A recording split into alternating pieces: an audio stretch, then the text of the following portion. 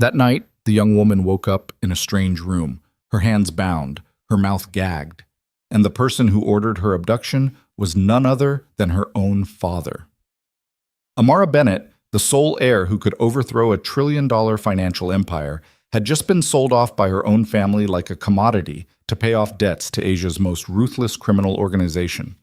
In the darkness, she only had time to make one phone call to the man feared by the entire underworld. She whispered 4 words before the line went dead. "They sold me, Min." This story will keep you glued to the screen. Watch until the end, and comment with the name of the city you're currently watching to let me know how far the story has progressed. The rain hit Seoul like a punishment, not the kind that cleanses, the kind that drowns. Sheets of water hammered the glass towers along Gangnam Daero until the city looked like it was melting, its neon reflections bleeding into rivers of black asphalt. Somewhere past midnight, in a private ward on the 14th floor of a building with no name on its directory, Amara Bennett opened her eyes and could not remember how she got there. The ceiling was white, surgical white, the kind of white that belongs in places where people go to either heal or disappear. A single recessed light hummed above her, casting a circle of pale glow that made the rest of the room dissolve into shadow. She tried to move her arms and felt the pull of restraints, soft, padded, medical grade, strapped across her wrists and anchored to the rails of the bed. Her ankles, too. She was pinned flat, spread like a specimen on a slide. Her mouth was dry. The taste on her tongue was chemical, metallic. She knew that taste. She'd tasted it once before, years ago, at a family function in Hong Kong, when her brother Elijah had slipped something into her champagne as a joke. Except it hadn't been a joke. He'd wanted to see how long it took her to go under. 13 minutes. She remembered because she'd counted each one while the edges of the room went soft, while her legs stopped belonging to her, while she watched her own hands stop responding to what her brain was screaming at them to do. This was the same drug, or something close to it. She pulled against the restraints. The padding didn't give. Her wrists burned. The skin beneath the straps was already raw, which meant she'd been fighting in her sleep. Her body had known what her mind was only now catching up to. Think, think, think. The last thing she remembered clearly was dinner. The private dining room at the Lotte Hotel, the one her father reserved whenever he wanted conversations to feel civilized. White tablecloths, heavy silverware, a bottle of Montrachet breathing on the table like it had nowhere else to be. Her father, Gregory Bennett, at the head. Her brothers Elijah and Marcus flanking him. And her at the opposite end because that's where they always put her, far enough away to be included, close enough to be controlled. Her father had been talking about restructuring. He always talked about restructuring. The Bennett Group had been hemorrhaging capital for 18 months, their shipping subsidiaries bleeding red across 3 continents, and Gregory Bennett had that particular stillness about him, the one that meant he'd already made a decision and the dinner was theater. She'd learned to read that stillness the way animals learn to read the sky before a storm. "We found a solution," he'd said, lifting his glass. Not looking at her, looking through her. "What kind of solution?" she'd asked. "A partnership." "With whom?" He hadn't answered. Elijah had smiled. Marcus had looked at his plate. And then the wine had tasted wrong. Just slightly, just enough. And the room had tilted, and she'd gripped the edge of the table and said, "What did you do?"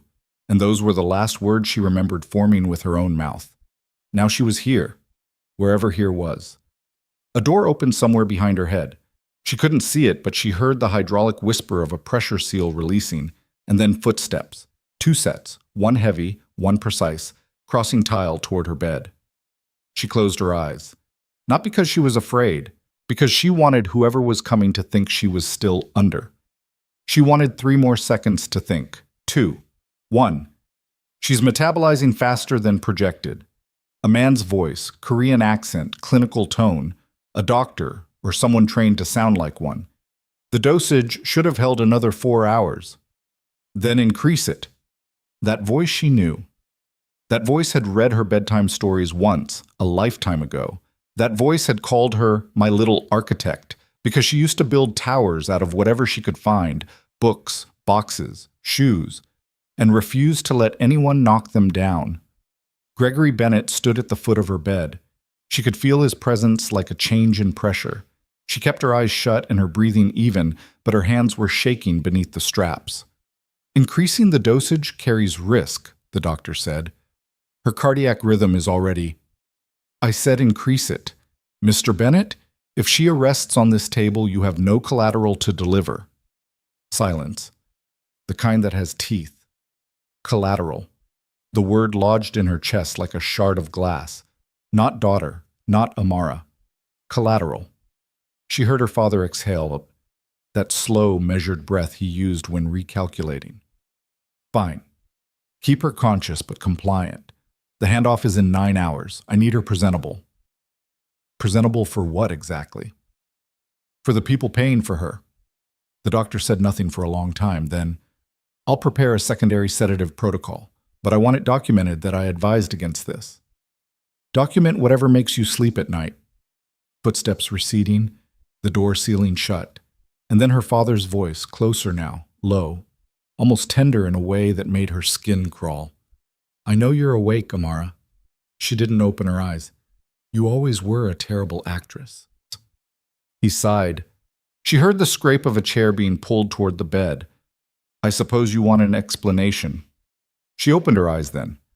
Not because he'd asked, because she wanted him to see what was in them. Gregory Bennett looked older than he had 3 hours ago. The lines around his mouth had deepened, and his tie was loosened. A thing she'd never seen him do in public. His eyes were bloodshot but steady. He looked like a man who'd crossed a line so far back he couldn't see it anymore. You sold me, she said. Her voice came out shredded. The sedative had dried her throat to sandpaper. I leveraged you. You sold me. He leaned forward, elbows on his knees. The Yoon Syndicate holds $470 million in callable debt against the Bennett Group. You know what that means. It means you're a fraud. His jaw tightened. It means that without an arrangement, every asset we own, every account, every subsidiary, every property from here to Johannesburg gets seized. Your brothers lose everything. I lose everything. And I lose myself. You lose nothing. The arrangement is a marriage, a formal one. Yoon Daeho's eldest son. You'll have resources, protection, status. I'll be property. You'll be alive. She stared at him. The fluorescent light hummed between them. Somewhere in the building, a ventilation system cycled air that smelled like antiseptic and money. How long? She said quietly. How long have you been planning this? He didn't answer. The restructuring meetings. The shell company audits you locked me out of 6 months ago. The trip to Busan you wouldn't let me attend. Her voice was rising, cracking at the edges. You've been setting this up, all of it. I've been protecting this family. You've been protecting yourself. He stood. The chair scraped back, and for one fraction of a second, something passed across his face. Not guilt, not remorse, but something colder. Recognition. He saw what she was.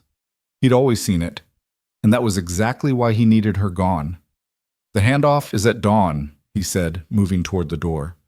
Cooperate, and this will be painless. Fight, and the next dose won't be adjusted for your comfort. He left. The door sealed.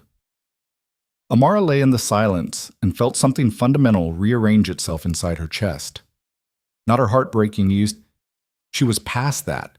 Something harder, something with edges.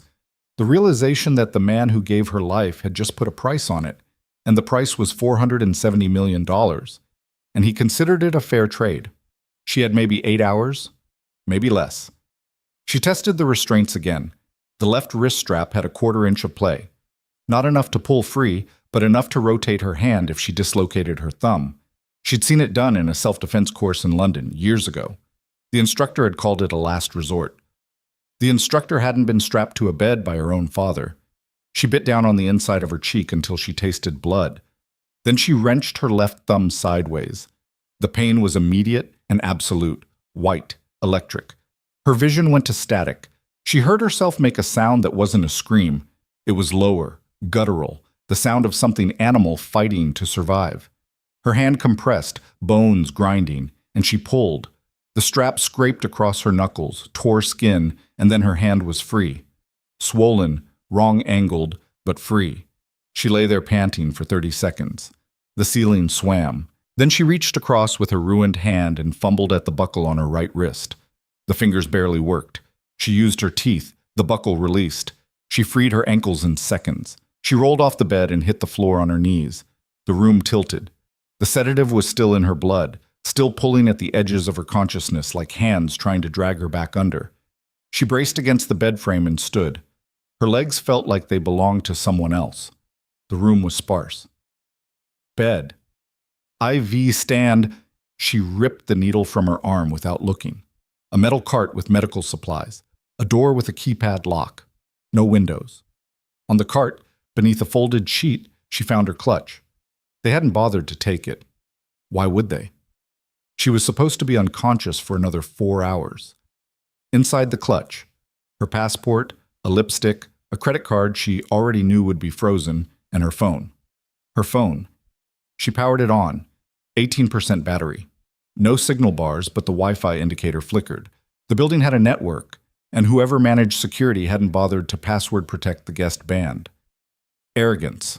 Her father's signature. She opened her contacts and scrolled with her good hand until she found the name she was looking for. Not her friends. They couldn't help. Not the police.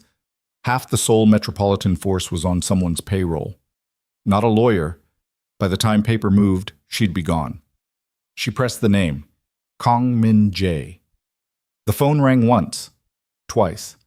On the third ring, a voice answered. Deep, unhurried. The kind of calm that comes from being the most dangerous person in whatever room you occupy. Amara. She opened her mouth. The words that came out were barely words. They were breath-shaped into syllables, pushed through a throat that was closing, spoken by a woman who understood with absolute clarity that this was the last call she might ever make. They sold me, Min. She heard something change on the other end. Not a sound exactly. An absence of sound. The particular silence of a man whose stillness is not peace, but the moment before violence. Where are you? His voice had dropped. Not louder. Quieter. That was worse. I don't... She looked around the room. No markings, no windows. A medical facility. Somewhere in Seoul. The door opened behind her. 2 men in dark suits, earpieces. The lead one saw her standing, saw the phone in her hand, and moved fast. Not fast enough for what was coming, but fast enough for now. The phone was knocked from her hand. She heard it hit the floor, heard Min-jae's voice, small, distant, a blade wrapped in static. Say her name one more time before a hand pressed the disconnect. The line went dead. The man with the earpiece looked at her the way you look at a dog that slipped its leash, annoyed, mildly impressed, already calculating how much trouble this was going to cause. Mr. Bennett said you might be difficult. He picked up the phone and slid it into his jacket pocket. He also said to remind you that your brothers are involved in this arrangement. If you run, the consequences extend beyond you. Amara stood in the center of the room, barefoot, one hand swelling purple, the remnants of sedative still blurring the edges of her vision. She was 26 years old. She had an MBA from Wharton. She had rebuilt the Bennett Group's East African Logistics Division from a $30 million liability into a $200 million revenue stream. She had done it alone, with no help from her father, while her brothers took credit at board meetings. And now her father had sold her to settle a debt he'd created. The second guard moved toward her with a fresh syringe. She didn't fight, not because she'd surrendered, but because the call had gone through. 4 words. They sold me, Min. That was enough. That had to be enough. As the needle found her arm and the room began its slow dissolve, she held on to one thought. Kang Min-jae had never, in the entire time she'd known him, failed to finish what he started. Across the city, in a private office 32 floors above the Hanam-dong district, a man set down his phone with the deliberate precision of someone placing a pin into a map. Kang Min-jae was not what people expected. The rumors made him 7 feet tall, scarred, monstrous, a creature built from the fears of lesser men. In reality, he was 5'11", lean, with the posture of someone who'd spent years studying both classical piano and close-quarters combat. His face was angular, almost gaunt, with a thin scar bisecting his left eyebrow, a souvenir from a night in Incheon he never discussed. He was 34. He wore a charcoal suit with no tie, and his watch cost more than most apartments in Gangnam, and his hands were the hands of a man who had broken things that don't heal. He stood at the window. Rain streaked the glass in long vertical lines.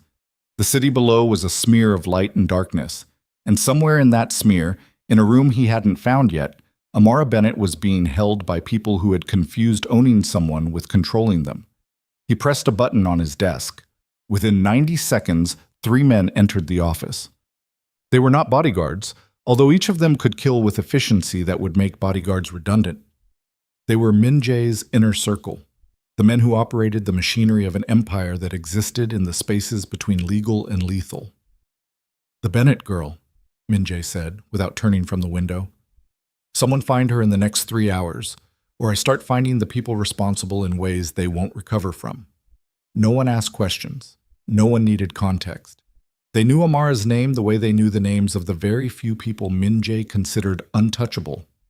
It was a short list, a list you did not want to be on the wrong side of.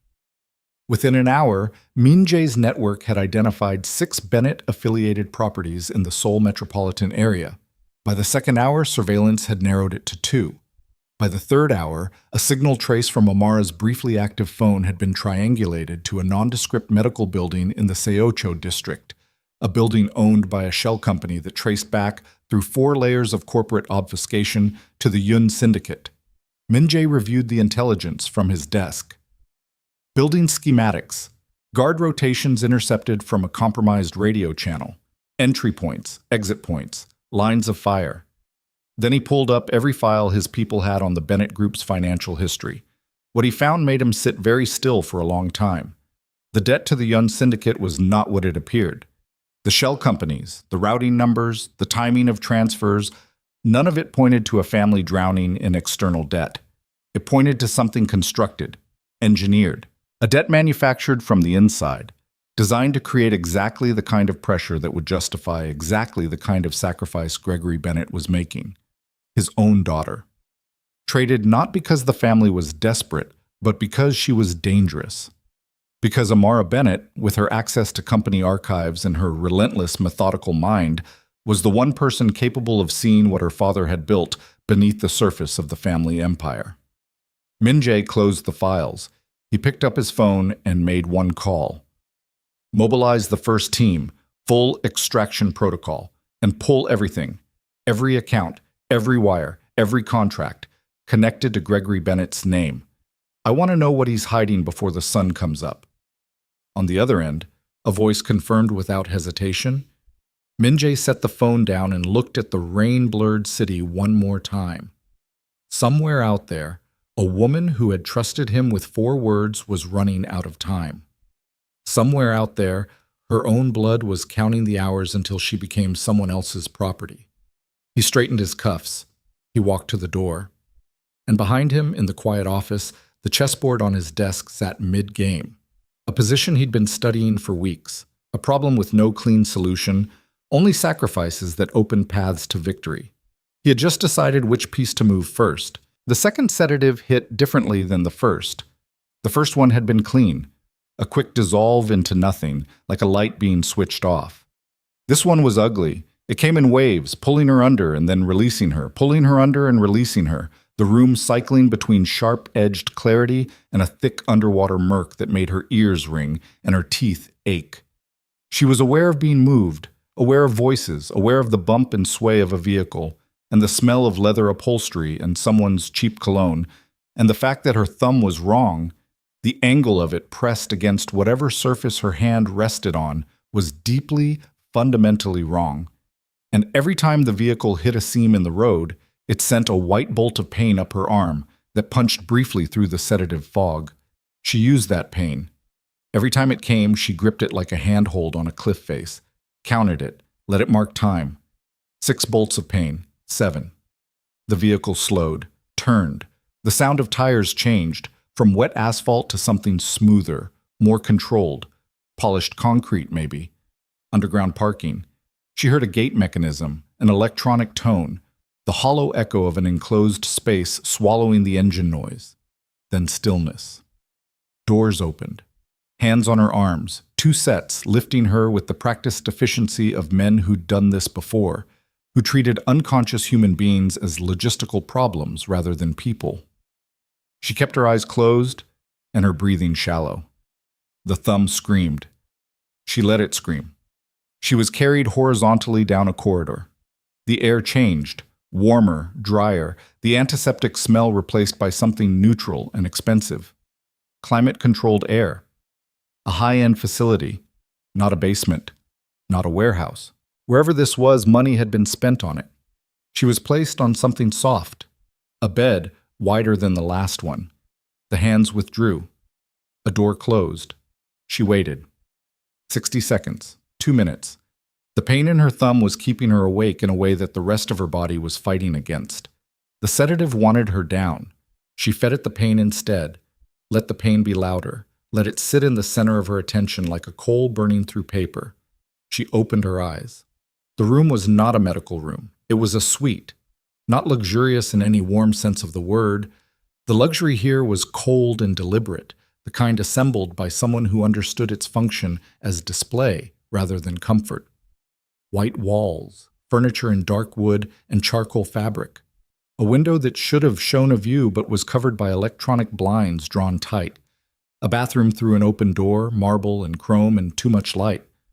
On the dresser, a covered tray, a glass of water, and a small folded card that she did not touch.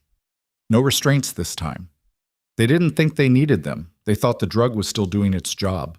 She sat up slowly. The room tilted, corrected, tilted again. She gripped the edge of the mattress and breathed through her nose until the nausea passed. Her hand was a mess. The thumb swollen to twice its size, discolored blue-black at the joint, the knuckles scraped raw from the strap. She could use the hand, barely. The fingers responded if she moved them carefully. It would hold. She stood, tested her legs. They held. She crossed to the window and found the edge of the electronic blind panel, a touch sensor embedded in the wall beside it. She pressed it and the blinds rose 6 inches before she stopped them. 6 inches was enough. City lights. A river bend, the angular silhouette of apartment towers on the opposite bank. She knew that river bend. That was the Han, seen from somewhere on the north bank, east of Mapo Bridge, which meant she was still in Seoul, still on the wrong side of the river from everything Min-jae controlled. She lowered the blind. The card on the dresser said, "Breakfast at 8. You will be introduced to your new family at 10. Cooperate." She set it face down and drank the glass of water, which was the only thing on the tray she trusted. Then she sat on the edge of the bed and began the cold, methodical process of inventorying what she had, what she needed, and how much time she had to close the gap between the two. What she had, the clothes she'd been taken in, a silk blouse and tailored trousers from the Lotte dinner, now creased and smelling of antiseptic. One shoe, a missing shoe, no phone, no money, a broken thumb, and whatever was left of the sedative working its way out of her blood. What she needed? A phone. An exit. 11 miles of city between her and Hanam-dong. What she had instead? Absolutely nothing.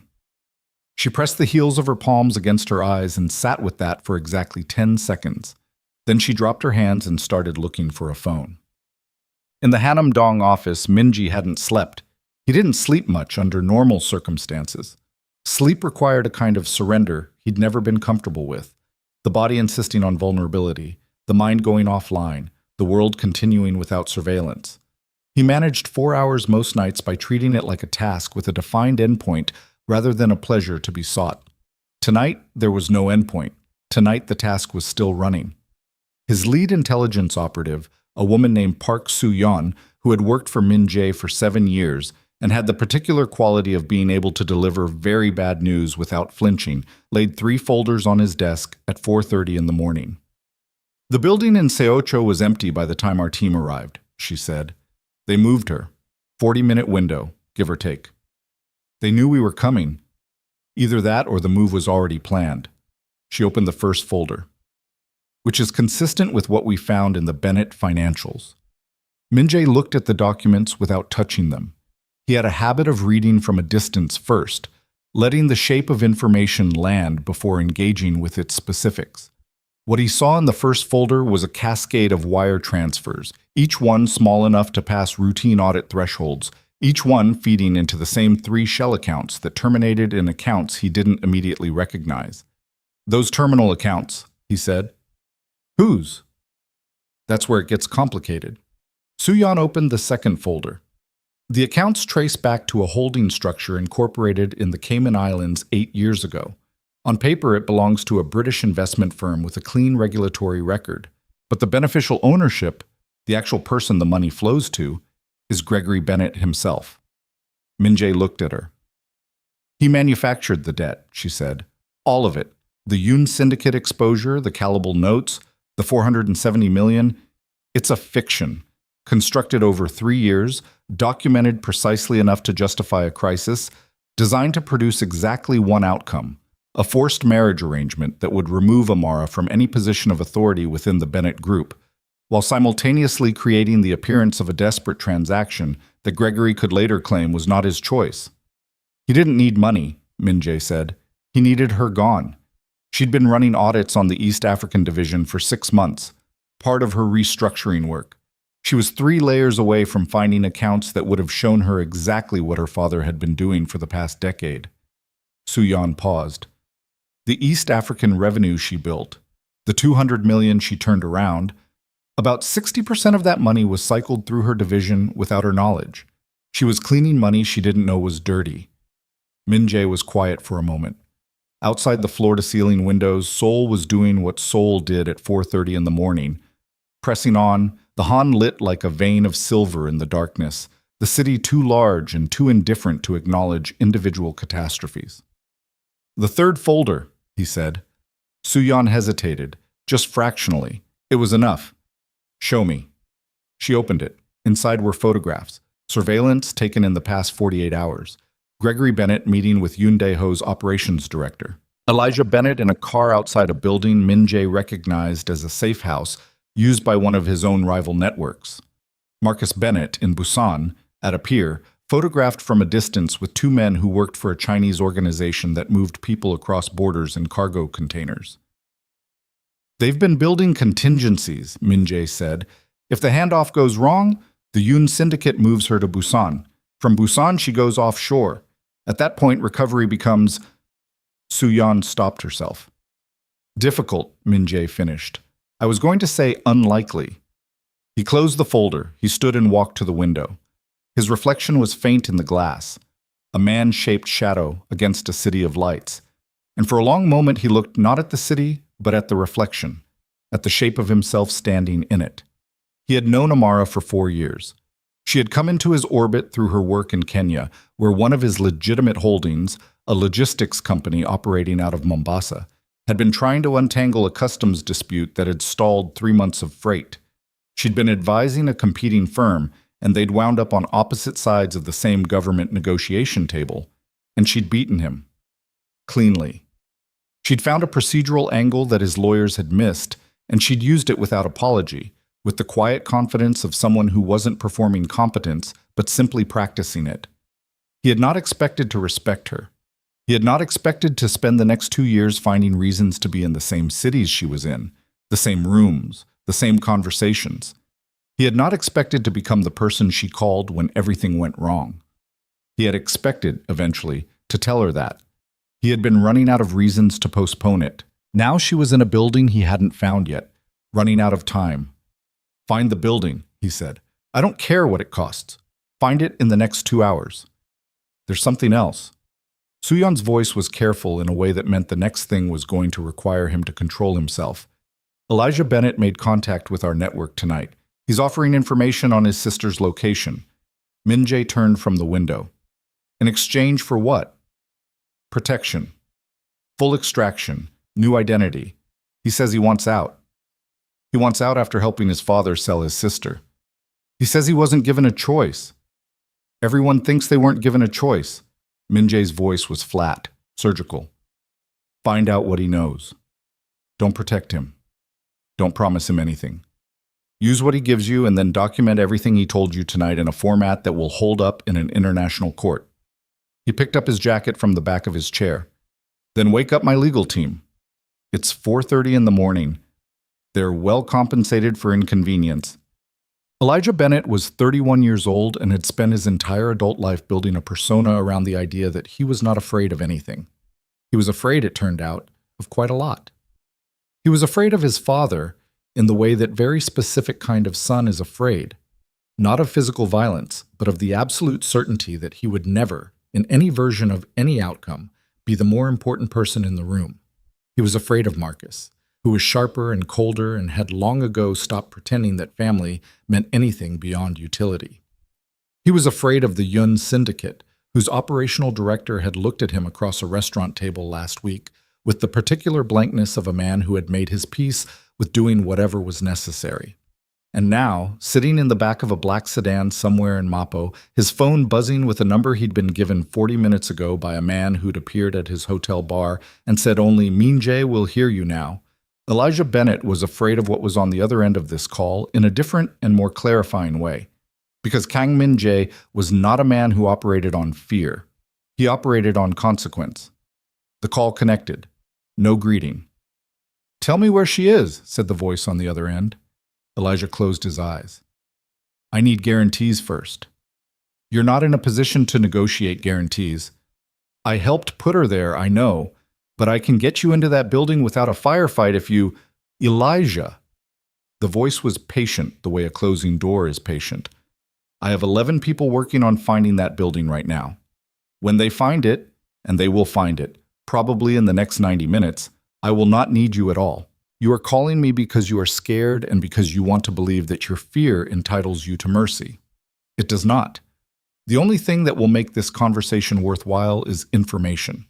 Give it to me now, and I will document your cooperation. That documentation may help you later, or it may not. That is the entirety of what I'm offering." Silence on the line, the sound of a man making peace with a very specific version of himself. Then Elijah said, "The Seocho compound is a decoy. She's at the Yun Group's guest facility in Seongbuk-dong, northeast of the city. Old residential neighborhood, private road, 3-story building behind a walled garden. The Yun family uses it for sensitive guest accommodations. The guards are Yun's people, not ours." He paused. "There are 11 of them. My father is supposed to arrive at 7 for a final confirmation before the handoff at 10. Is she conscious? I don't know. They sedated her again in Seocho. Is she safe? For now. Yoon's son wants to inspect the arrangement in person before taking delivery. Until 10, she's not going to be harmed. Good. The line was quiet for a second. Stay in that car. Don't call your father. Don't call Marcus. Don't call anyone. If you do, whatever documentation I'm building for you becomes documentation against you. Do you understand?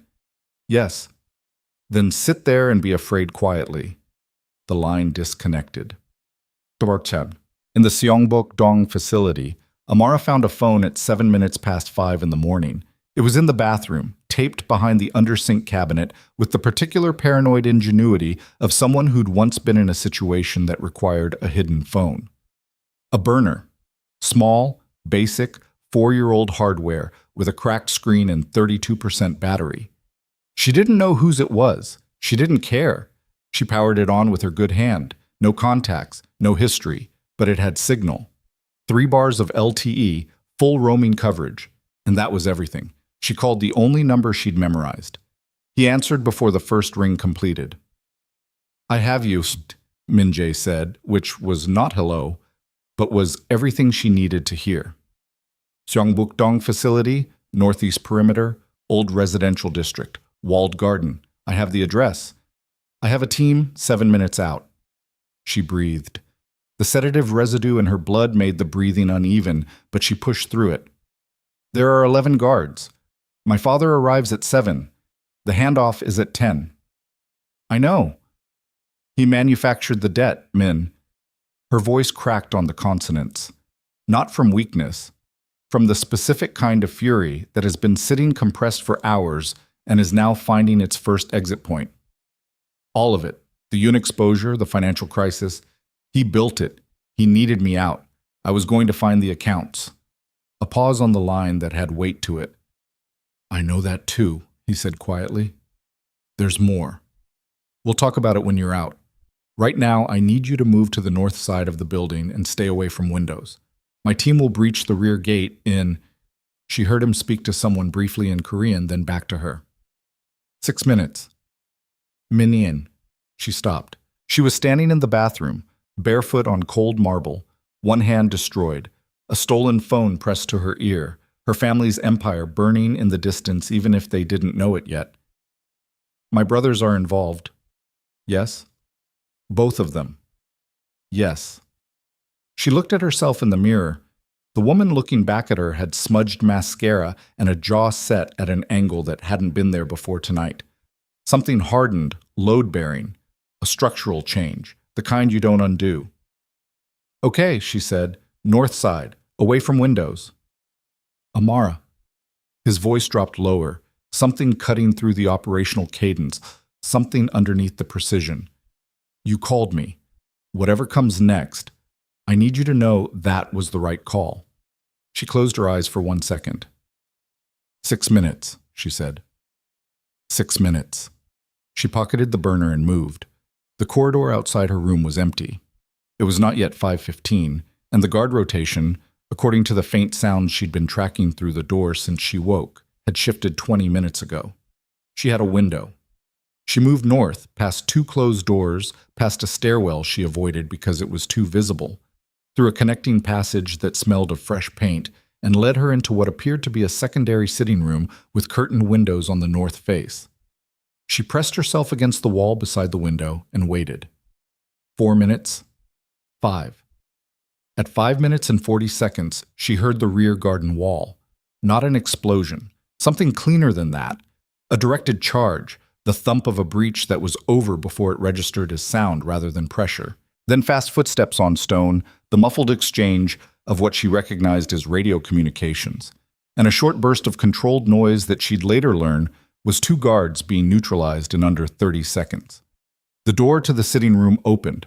A man she didn't recognize entered first. Dark tactical gear, no insignia, moving with the unhurried speed of someone operating at the very edge of their training. He made eye contact with her immediately, clocked her position against the wall, said nothing, and moved to cover the door behind her. The second man through the door was Min Jae. He was not dressed for what she'd imagined. No tactical gear. Dark trousers, a black shirt, the same watch.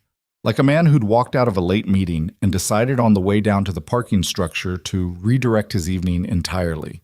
He crossed the room to her in 7 steps, and when he reached her, he did something she hadn't expected. He stopped. He looked at her hand. He looked at her face. He looked at her the way you look at something you nearly lost and are now cataloging the damage on before allowing yourself to feel the relief. Your thumb, he said. I dislocated it to get the restraint off. Can you walk? I've been walking. He almost said something. Whatever it was, he put it somewhere else. There's a vehicle 30 meters beyond the garden wall. We go now. We're clear before the next guard rotation. My father gets here at 7, she said. We have time. I know. I want you out before he arrives. He looked at her steadily. And then I'm coming back. There was something in that sentence that was not a threat exactly, because threats implied uncertainty about outcome. It was a statement of logistics, a plan already in motion. She searched his face for something she could push back against and found nothing. She nodded once. They moved. Through the sitting room, through the passage, through the rear garden where 2 guards were zip-tied and breathing on the wet grass, through the breach in the wall that was still smoking faintly at the edges. A black SUV with its lights off idled on the narrow residential lane beyond. She climbed into the back. Min Jae followed. The door closed. The vehicle moved. The city slipped past the tinted windows, quiet streets, still dark sky, the first pale suggestion of a sunrise that nobody had asked for but was coming anyway. How much do you know? She asked, once they were moving. Enough. He was looking forward, not at her. Your father ran the shell structure himself.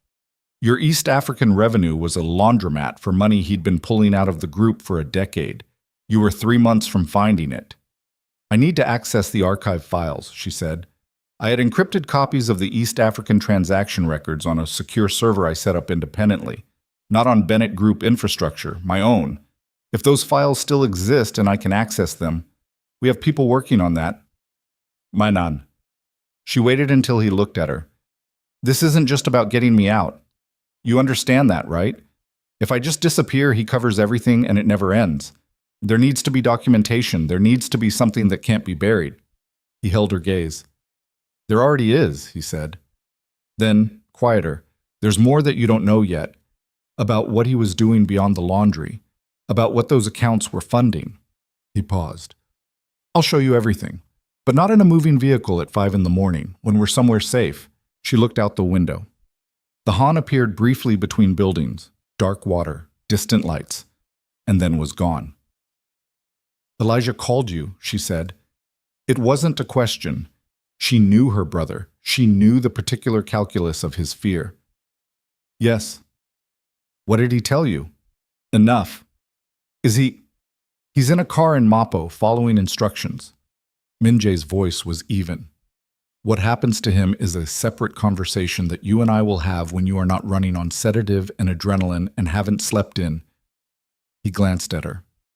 How long? Since before the dinner. 18 hours, roughly. I'm fine.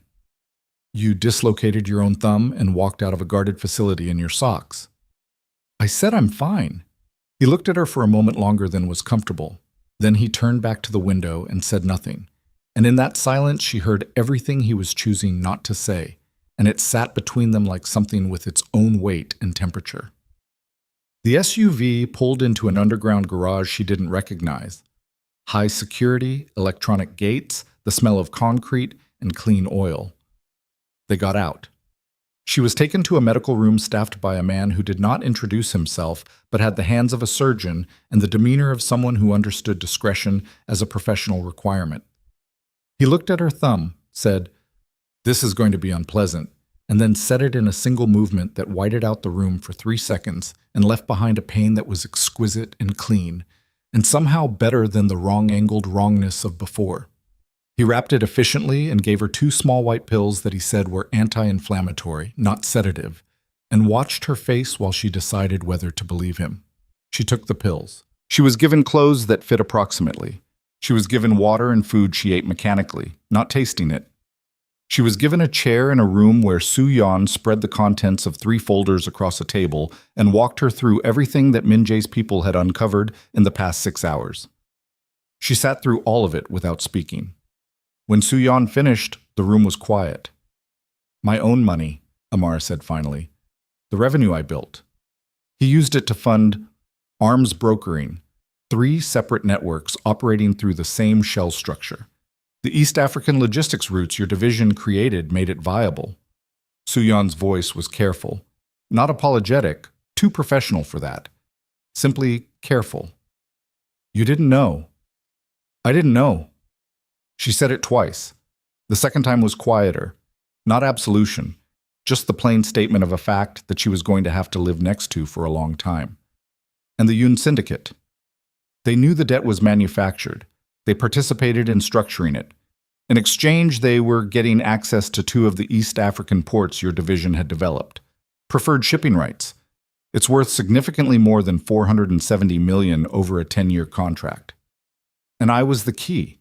If I'd found the accounts, I could have collapsed the whole structure, testimony, documentation, everything. She pressed her good hand flat on the table. So he decided the simplest solution was to remove me from the board. Put me somewhere I couldn't talk, couldn't file, couldn't... She stopped. Not because she was losing control, because something had landed. A connection between 2 things she'd been holding separately that had just clicked into alignment like tumblers in a lock. The archive files, she said. My independent server, the transaction records I copied. I copied them 8 weeks ago because I was starting to see inconsistencies and I wanted a backup outside group infrastructure. If those files still exist, they do, Min-jae said from the doorway. She hadn't heard him come in. He was holding a tablet. He turned it toward her. Your server is intact.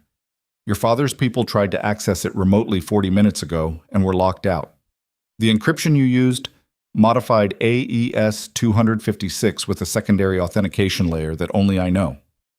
She stood up from the chair. The room didn't tilt. The sedative was finally fully out of her blood. I can access it from any secure terminal.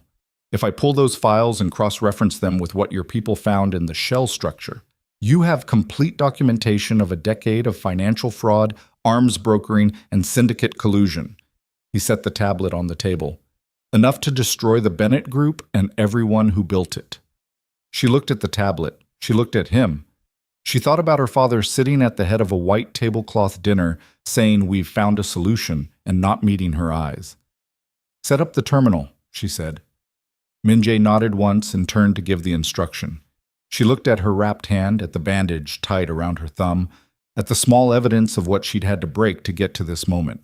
Outside, somewhere across the city, a man was driving to a building to take delivery of a daughter he'd converted into a transaction. He was going to find an empty room, and everything he had spent a decade building was about to become the thing she used to bury him. She pulled the tablet toward her and began to... The terminal was a modified workstation, hardened chassis, air-gapped from the building's main network, running an operating system Amara didn't recognize, but whose architecture felt familiar enough that she found the browser interface within 90 seconds. Her fingers moved across the keyboard with the muscle memory of someone who had spent years building systems inside systems, who understood that the most dangerous data was never the data someone else tried to hide from you, but the data you built yourself and forgot was still breathing somewhere in the dark. She authenticated in 3 layers. Password. Biometric via fingerprint reader that Soo-yeon produced from a case without being asked. A 6-digit code she'd set 8 weeks ago on a sleepless night in Nairobi when she'd first started feeling the particular paranoia of a woman who understood too much about how money moved and had begun to suspect that the money moving through her hands wasn't entirely what it claimed to be. The server responded. The files were there. All of them. 14 months of transaction records, cross-referenced and annotated in the meticulous shorthand she'd developed during the East Africa restructuring. A private notation system, her own abbreviations, her own logic. To anyone else, they would have looked like a foreign language. To her, they were a map of everything her family had done. She pulled the first batch and began cross-referencing against what Soo-yeon had laid out on the table. The room was very quiet. Min-jae stood at the far wall, not hovering, not watching over her shoulder, giving her space in the specific way of someone who understood that what she was doing required absolute concentration and that the best thing he could do was remain present and not make her aware of his presence. 40 minutes in, she found the first thing that didn't match. It was small, a routing number that appeared in her East African records that did not correspond to any of the shell entities Soo-yeon had identified. She flagged it, kept moving. 12 minutes later, she found it again.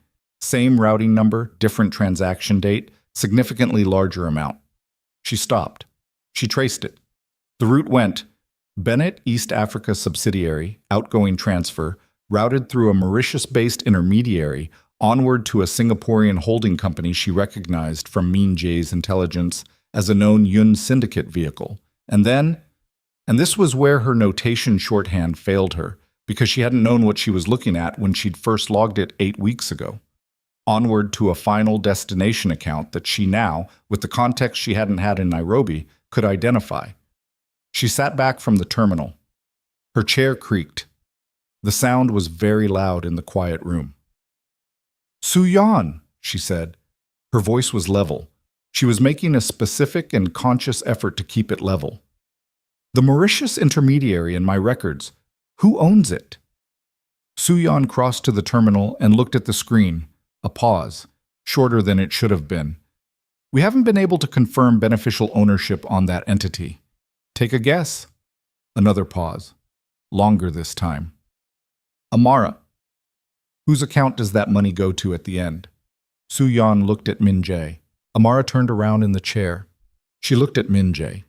He was at the far wall, and he was looking at her with an expression that was not quite guilt and not quite withholding, but was somewhere in the geography between them, and that expression told her everything before he said a single word. "When were you going to tell me?" she said. The room was very still. "When you were out of the facility and stable," he said. "I wasn't going to sit on it, Amara. I was... Whose account?" He crossed the room. He stopped beside the terminal and looked at the screen for a long moment.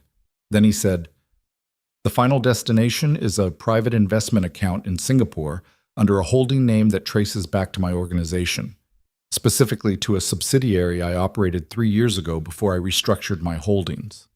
He met her eyes. I haven't had operational connection to that subsidiary in 31 months. But the transfers run through it. Someone used its infrastructure after I stepped away. The account credentials were supposed to be decommissioned.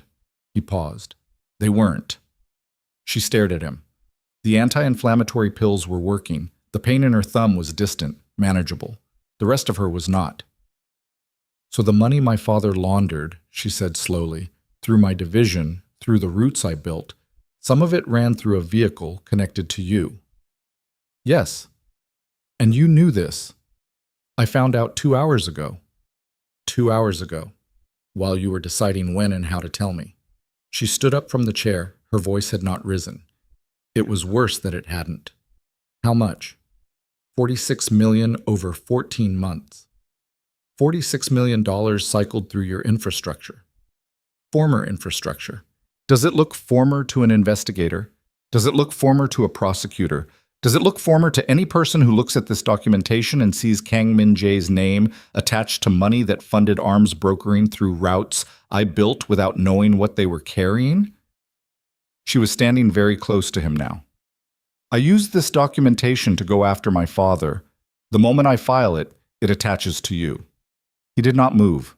He did not look away. Yes, he said. That's the problem. The word problem landed in the room and sat there. Su Yan had moved to the door, not leaving, but creating distance. The tactical instinct of a woman who understood that what was happening in this room was above her operational pay grade. Amara turned back to the terminal. She looked at the screen. She looked at the cascade of numbers and routing codes and account identifiers that represented a decade of her father's corruption, that she had spent the last 2 hours carefully constructing into a weapon, and she understood with absolute and nauseating clarity that the weapon was now pointed in 2 directions simultaneously. I need to step out, she said. Amara, I need 5 minutes alone, please. He stepped back. The please had weight. He understood it. He and Su Yan left the room. The door closed. She stood alone in front of the terminal and put her good hand flat on the desk and breathed. In through the nose, out through the mouth. The recycled air of the room tasted like metal and cool electronics.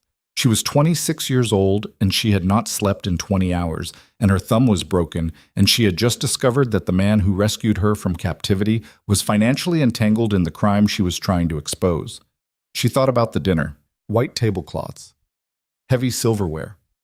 Her father saying we've found a solution and not meeting her eyes. She thought about Elijah, who was sitting in a car in Mapo following instructions like a man who believed that compliance would retroactively undo complicity. She thought about Marcus and Busan at a pier with men who moved people in cargo containers. She thought about Min Jae, 7 minutes out, breaching a wall in a residential neighborhood at 5 in the morning, crossing a room in 7 steps to look at her hand first. She sat back down at the terminal. She made a decision. She began to work. Gregory Bennett arrived at the Seongbuk-dong facility at 6:52, 8 minutes ahead of schedule, because Gregory Bennett had spent 40 years arriving slightly ahead of schedule as a demonstration that he controlled the tempo of every encounter he entered.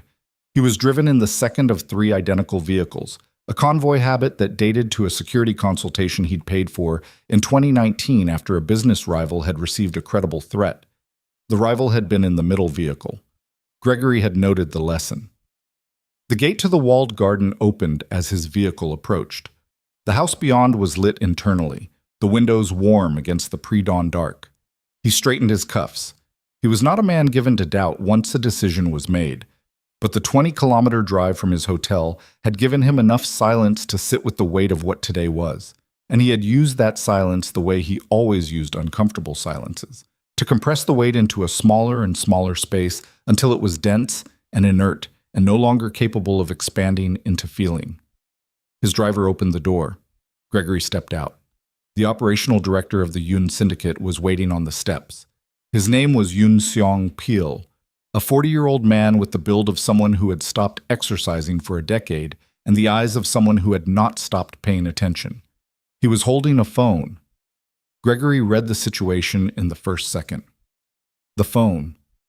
The particular stillness of a man who has recently received information and is now watching for your reaction to see if you already know. There's a problem, Songpil said. What kind? The room is empty. Gregory didn't move. A muscle in his jaw moved. Empty. She was removed approximately 2 hours ago. Our night security team didn't register a breach until 30 minutes ago because whoever extracted her used a directed charge on the garden wall's eastern section, away from the camera lines. Our guards on the north face were taken down quietly. Songpil looked at him without inflection. This has the characteristics of a Kang Min-jae operation. She called him. Gregory said it to himself more than to Songpil. His voice had the quality of a man doing arithmetic in his head. They took her phone. She found another one. Does it matter how? She's gone. It matters because it tells me how long she had to communicate before extraction. He was already thinking 3 steps forward. His mind worked this way. Setback was not a wall, it was a variable. You recalculated. You found the new angle. If she only had time to pass her location, she's out but exposed. If she had longer, he stopped. The archive files. The server he'd tried to access remotely 40 minutes ago and been locked out of. He'd assumed the lockout was a security protocol, an auto-response to the attempted intrusion. Now he recalculated. She's been in those files, he said. She accessed her server. Songpil's expression shifted by approximately 2 millimeters. How much does she have? Enough. Gregory reached into his jacket and removed his phone. Enough to be a significant problem if she knows how to use it. He dialed. The line rang twice. Marcus, change of position. The Bennett Group Seoul office. I need the physical servers in the East Africa Archive Division offline within the next 40 minutes. Not wiped. Physically removed. Take the drives. A pause. He listened. I don't care about morning staff. Handle it. He ended the call. Songpil watched him with the expression of a man updating a risk assessment in real time. Mr. Bennett, I want to be clear about the position this creates. I understand your position. Our arrangement was premised on a clean handoff. What you're describing is a recovery operation. A recovery operation against Kang Min-jae's infrastructure involving documentation that now implicates both our organizations. Songpil paused deliberately. The calculus changes. The calculus changes when the product changes, Gregory said flatly. The product hasn't changed. She's one woman with files she can't make public without destroying herself along with me. Can't she? She built those roots. She ran that division. Every file that shows my fingerprints shows hers, too. She won't go public. She'd be burning her own life to burn mine. Songpil looked at him for a long moment. You raised her, he said finally. It wasn't a compliment. It was a risk assessment. I know what she'll do. Then I suggest you go find her before she does it. She had been working for 90 minutes when she found the second thing she hadn't expected. It was buried deeper than the first, 5 layers into a sub-archive she'd created as a redundant backup of procurement documentation from the Mombasa port expansion. She almost missed it. It was flagged in her notation system with a symbol she'd assigned to documents she'd found anomalous but hadn't had time to investigate. A simple asterisk that she'd placed and then forgotten about in the relentless forward momentum of running a billion-dollar turnaround. The document was a logistics manifest. Port of Mombasa, dated 16 months ago. The cargo line items were ordinary, industrial machinery components, construction materials, nothing that would catch an auditor's eye. But the consignee code on the manifest matched a code she'd seen 40 minutes ago in Min-jae's intelligence files, assigned to a transit company the Yoon Syndicate used as a front for moving restricted goods. She opened the manifest fully, scrolled to the bottom, read the signatory line. The authorized release signature on the manifest was her own. Her signature, her employee identification number, her authorization code, which she had used exclusively for legitimate port releases during the Mombasa expansion. She had signed off on a shipment she had no memory of approving. That had never crossed her desk. That had been routed through her authorization credentials without her knowledge, attached to her name, and used to move something through a port she'd built for a purpose she had not intended. She sat absolutely still. Her own name. On a document she'd never seen, authorizing something she hadn't authorized. In a system she'd created, using credentials that were hers, producing evidence that said she had knowingly facilitated a transaction that she now understood was not industrial machinery at all. Her father hadn't just laundered money through her division. He'd built her into the crime, documented her as a participant, created a paper trail in which the daughter who had spent 14 months building a case against him was simultaneously a signatory on the evidence that would destroy that case. She understood, with a clarity that was almost physical, what she was looking at. If she filed her documentation, prosecutors would find her signature. Her father's lawyers would find it in the same hour. Elijah would testify that she had operational oversight of the division, which she had. Marcus would provide whatever documentation Gregory needed, and Gregory himself would stand in front of a camera in a courtroom and say, "My daughter ran the division, my daughter signed the manifests, my daughter built the roots, and I trusted her, and I was wrong to trust her." He hadn't needed to break her. He'd already framed her. The door opened. Min Jae came back into the room. Not hurried, not urgent, reading the quality of her stillness from across the room the way you read weather. He stopped just inside the door. She turned the terminal screen toward him. He looked at it. She watched him read it. She watched him reach the signatory line and stop. She watched him recalculate in real time, the same way she had, arriving at the same place. "He forged my authorization," she said. The sentence came out very flat. "He built it into the archive over the course of the Mombasa expansion. Every month, 1 or 2 manifests.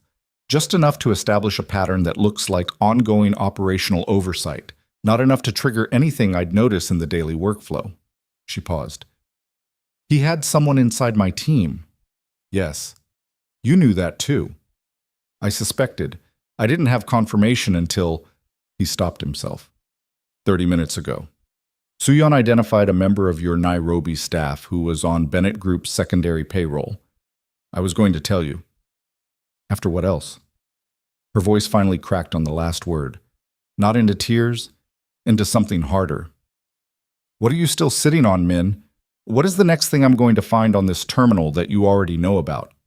He crossed the room. He pulled the chair beside her and sat in it and looked at her directly. This close, she could see the lines of a night without sleep on his face, the specific tension of a man who had been managing multiple dangerous variables simultaneously and was now choosing, deliberately, to stop managing and start being straight. "The staff member in Nairobi sent copies of your archive credentials to Gregory Bennett 9 months ago," he said. "That's when the forged manifests begin. Before that, the money was moving through your routes, but not under your signature. It was buried deep enough that you might never have found it. After he got the credentials, he changed the strategy. He decided clean removal wasn't enough. He built the frame." He held her gaze. "Your documentation is real. Everything you found about his shell structure, the manufactured debt, the unit arrangement, all of it is accurate. But the moment you file it, he files the manifests, and you become a co-conspirator in a federal arms brokering case." The room was quiet for a long time. "I can't go public," she said, "not with what you currently have." "And if I don't go public, he covers it. He removes the servers. He adjusts the documentation. He disappears the evidence I don't have copies of, and he comes after me for the evidence I do." She pressed her good hand against the edge of the desk. "He's thought about this for 3 years.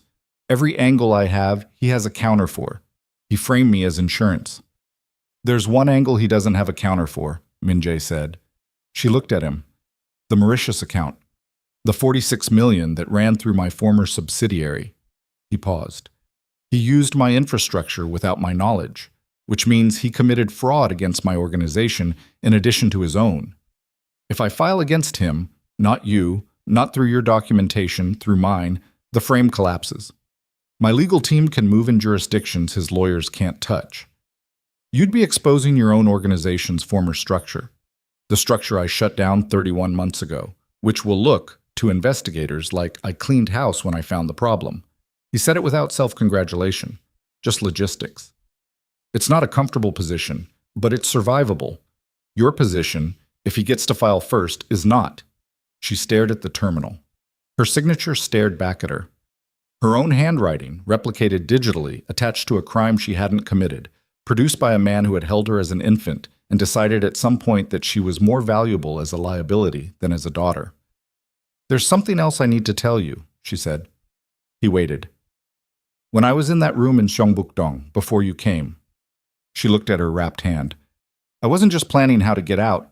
I was thinking about what to do with the files, even if I did get out. I thought, if the files are the only leverage, then the only way this ends is if I release them publicly, immediately, before my father can counterfile. Not to prosecutors, to journalists, to every financial network and international press outlet that would run it." She met his eyes. "I was willing to burn myself to burn him. I'm telling you that because you need to know what I was going to do before you decided to tell me about your former subsidiary." He held very still. "It changes the math," she said. "If I was willing to burn myself, I'm still willing, which means I don't need your legal team to protect me. I just need to decide if I'm going to protect myself at all. You would spend years in litigation. He would spend years in a cell. That's not—" He stopped. He looked at her for a long moment. "That's not acceptable to me." "It's not your decision." "No," he said quietly. "It's not." He leaned forward, elbows on knees, the same posture her father had used in the medical room, except with an entirely different energy. Not a man calculating, but a man choosing. "But I'm asking you not to. Not because of my exposure. Because burning yourself to burn him is exactly what he's designed this to produce. The frame isn't just legal cover. It's a psychological trap. He wants you to feel like the only move available is one that destroys you both. Because in that scenario, he already won. He already turned you into someone who has to detonate everything to matter." She felt something land in her chest. Not comfort, something structural, the kind of thing that holds weight. "Then what's the move?" she said. "You access the compound," he said, "tonight. Before the servers go offline, before Marcus can execute your father's order, before Gregory can touch another document in that archive." He paused. "But there's a problem." "What kind?" "The Bennett Group Seoul office. That's where the physical servers are. It's a 42-story building in Junggu with private security, card access on every floor, biometric locks on the server room level. Your credentials are certainly frozen by now." He looked at her. "But there's one access code that your father won't have thought to revoke because he won't believe you'd use it." She knew immediately what he meant. "Elijah's code," she said. "He has level 4 clearance, archive level. He gave it to you once, 2 years ago, during the Johannesburg restructuring when you needed access to South African documentation he was holding. Did he change it?" She thought back. Elijah, in a Johannesburg hotel bar, handing her a folded piece of paper with 4 digits because he was 3 drinks in and couldn't be bothered to walk her through the system himself. She'd used it once and filed it away in the same place she filed everything, in the notation system on her independent server. She pulled up the archive file. The code was still there. 6 digits. Elijah's level 4 archive access, logged in her notation system 2 years ago on a Johannesburg night when he'd been too tired and too drunk to care about protocol. She read it twice, committed it to the part of her memory she kept separate from everything else, the part that didn't panic, didn't feel, just stored and retrieved on command. She closed the archive file. "It's still active," she said. Min-jae stood. "We move in 90 minutes. The Bennett Group Seoul office, 42nd floor server room. I have a team that can get you to the building and through the lobby security. After that, it's your credentials and your knowledge of the architecture. My people don't know those systems." "I do." She pushed back from the terminal and stood. The room tilted fractionally. Not the sedative, just exhaustion. The 22-hour kind that sits behind the eyes and makes the edges of things vibrate slightly. She pushed through it. "How many people does my father have in that building right now?" "Marcus is coordinating the server removal. We count 3 vehicles outside the Bennett Group Tower as of 15 minutes ago. Minimum 6 men, probably more. They're not Yoon Syndicate. They're private security Gregory's used for years. Ex-military, competent, but not combat doctrine. They're removal crew, not a defensive force." "They'll still shoot me." "They'll still shoot you," he confirmed without softening it, which is why you're not going in the front. Soo-yeon spread a building schematic across the table. The Bennett Group Seoul Tower, 42 floors of steel and glass in the Junggu Financial District, the kind of building that announced itself to a skyline like a statement of permanent occupancy. The kind of building Amara had walked into 200 times and never once thought about as a tactical problem. She was thinking about it now. "Loading dock on the north face," she said, pointing without needing to look at the schematic. "It runs to a service elevator that bypasses lobby security. The service elevator requires a master building key, which all level 3 and above executive staff carry." She reached into the pocket of the clothes she'd been given. Her clutch was still in the medical room. She'd asked for it back before Soo-yeon had started the briefing. Inside the clutch, beside the lipstick and the passport, was a small brushed steel fob on a keyring. She set it on the table. "I never gave mine back after they restructured my access 6 months ago. They sent an email. I didn't respond to it." Min-jae looked at the fob. Something in his expression moved. Not quite a smile, but adjacent. The recognition of a person who had been systematically underestimated by everyone who should have known better. 42nd floor, she continued. "Server room is behind a biometric lock. Palm scan and 6-digit code. The palm scan is tied to my original onboarding profile, which they will have frozen. But the code lock is secondary, and the secondary code accepts level 4 override. That's Elijah's access." She paused. "Once I'm in the server room, I need 12 minutes. 14 to be safe. I need to access the original archive servers and pull the unforged manifest records. The real ones, the ones that exist before my father's people inserted the forged signatures. They'll be in a time-stamped backup layer. Forensic accounting can establish the forgery from the metadata alone if I can get clean copies into a secure external channel before Marcus wipes the drives. 12 minutes on a server room that will have at least 2 of Gregory's men standing outside it," Soo-yeon said. "Then we need them somewhere else for 12 minutes. We can create a diversion on the lobby level, fire suppression trigger on floor 38. It won't pull the security team off the 42nd floor entirely, but it'll fragment their attention." "Do it." Amara picked up the key fob. "What about Marcus? Is he in the building?" "His vehicle is." Min-jae looked at her. "He may be on the 42nd floor personally." She absorbed that. Marcus. Her younger brother by 14 months, the one she'd shared a bedroom wall with for 17 years, the one she'd covered for twice in their 20s when his judgment had been catastrophically bad, and he'd needed someone to clean up the evidence. The one who had sat at that dinner table and looked at his plate. "If Marcus is in that server room," she said, "I'll handle him." "Amara, I'll handle him," she said again. The second time had no heat in it, which was worse than if it had. "Let's move." They hit the building at 4:47 in the morning.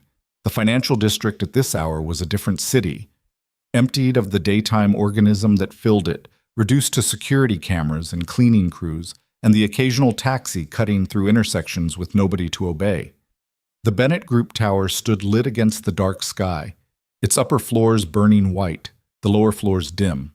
A building being quietly dismantled from the inside by the man who built it.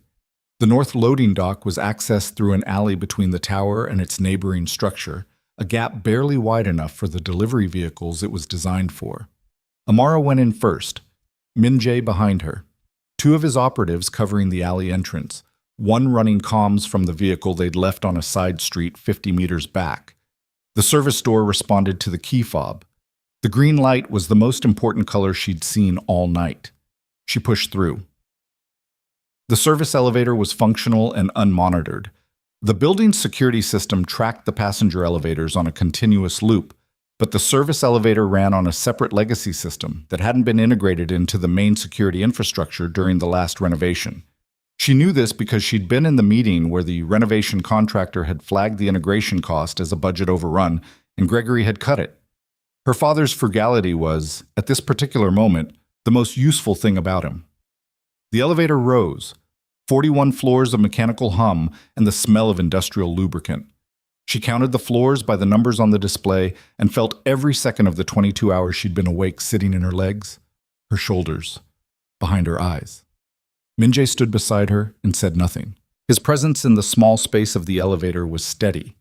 Not reassuring in any soft sense, but solid, like a structural element, something load-bearing. Floor 38. A distant tone, barely audible through the elevator shaft, that meant Su-Yan had triggered the fire suppression alert. The diversion had started. The elevator reached 42. The doors opened onto a corridor she knew. Dark wood paneling, recessed lighting on a night mode dimmer. The particular carpet that Gregory had specified from a Belgian manufacturer and replaced every 3 years because he believed the quality of flooring communicated the quality of thought that occurred above it. She had once found that philosophy unbearable in its pretension. Right now, she was just glad for the carpet because it meant their footsteps made no sound. 20 meters down the corridor, the server room door. In front of it, 2 men. Not standing at attention, seated, one in a chair he'd pulled from somewhere, one leaning against the wall with his arms crossed and his head down. Not sleeping, just conserving. Both carrying, both wearing the earpieces of men receiving active communication from elsewhere in the building. Both of them looking up at the same moment she and Min-jae came around the corner. There was a fraction of a second in which 4 people processed each other, and the world had not yet caught up to what was happening. Then it caught up. The man who had been leaning against the wall was fast. His hand was moving toward his hip before he'd fully straightened. Min-jae moved faster, not toward the man's weapon hand, but toward his center of mass, a redirection that used the guard's own momentum and put him into the wall sideways with a controlled collision that sounded like a body hitting a mattress and left him conscious, but reorganized, gasping, one arm bent behind him at an angle that communicated clearly that moving it would be inadvisable. The second man had his weapon out. He was pointing it at Amara. She did not run. She stood in the corridor in borrowed clothes with a wrapped hand and looked at the barrel of the gun and felt her heartbeat in her ears.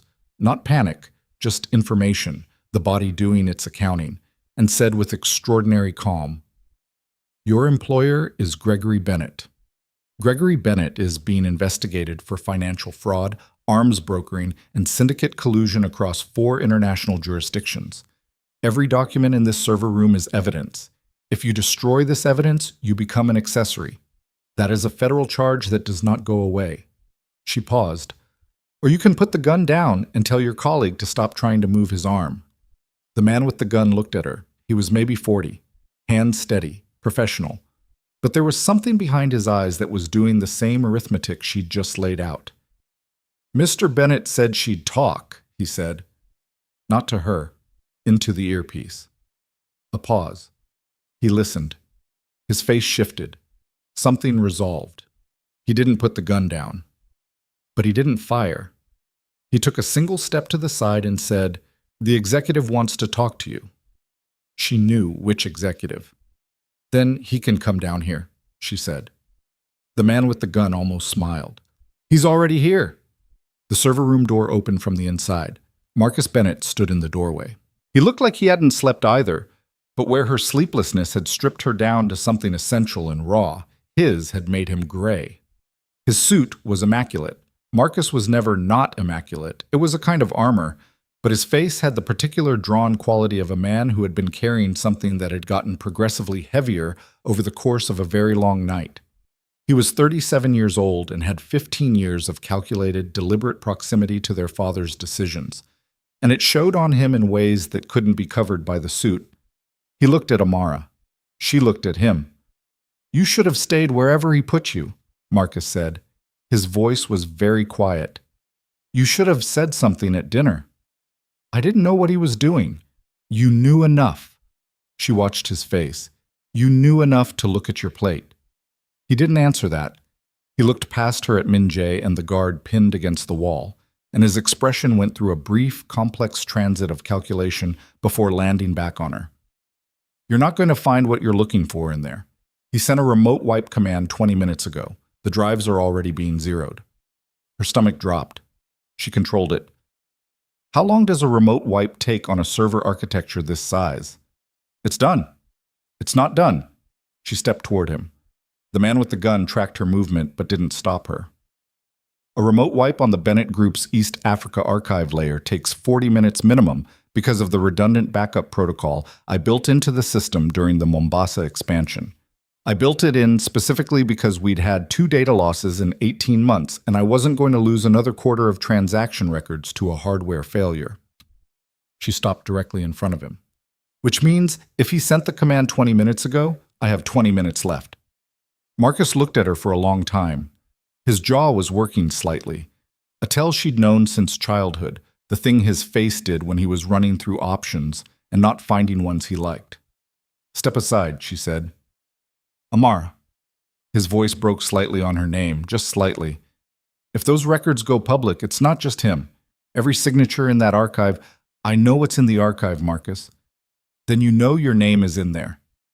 "I know what's in there," she said again, and this time the emphasis landed somewhere different, and she watched him understand what she was saying, that she had already found the forged manifests, had already sat with the particular horror of her own name attached to a crime she hadn't committed, and had already made her decision about what to do with that understanding. "My name is in there as a forgery. Yours is in there as a choice." The corridor was very quiet. "Step aside," she said for the 3rd time. Marcus closed his eyes. It lasted maybe 2 seconds. When he opened them, something had left his face. Not guilt exactly, but the scaffolding that had been holding the guilt up. He stepped back from the doorway. She went through. The server room was cold, climate controlled at a temperature that belonged to machines rather than people, the air carrying the faint electromagnetic hum of racks running at capacity. The room was larger than she remembered, and for a moment the scale of it hit her. Rows of black towers, blinking status lights in patterns that looked, in the cold room at 5 in the morning, almost like a language. She went to the 3rd rack on the left side, the East Africa Archive cluster. She found the terminal interface and pulled up the system status. Wipe in progress. 19% complete. 20 minutes of content remaining. She opened the command interface. Her fingers moved without her having to think about them. The muscle memory of 18 months of building this system, of debugging it at 3 in the morning in Nairobi while her team slept, of knowing its architecture the way she knew her own handwriting. She navigated to the backup layer, the redundant secondary that she'd built off-spec, that wasn't in any documentation the IT department had, that existed because she didn't trust the primary and had never told anyone about the secondary because the best redundancy is the one no one knows is there. The wipe hadn't reached it yet. She plugged in the encrypted drive Su Yan had given her. It was the size of a thumb. It felt like nothing in her hand. She began the transfer. Min Jae came into the server room behind her. "Marcus?" she said without turning. "He's outside. He's not moving." "And the guard?" "Also outside, sitting down. He's made a career decision." "How long do we have?"